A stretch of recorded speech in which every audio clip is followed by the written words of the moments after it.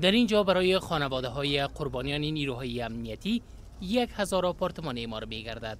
وزارت شهرسازی افغانستان میگوید که این شهرک به مصرف حدود 50 میلیون دلار از سوی نهاد خیریه الغرفای کشور قطر ساخته می شود.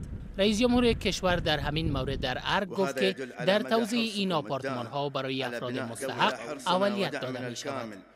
امروز هم تاکید ما است که هر بار که سهم دولت در این پروژه باشه، اولویت به بازماندگان قوای امنیتی و دفاعی ما که از خاطر حفظ خاک مقدس و آبروی ملی ما از هیچ قربانی خودداری نکردن، اینا اولویت داده خود شد.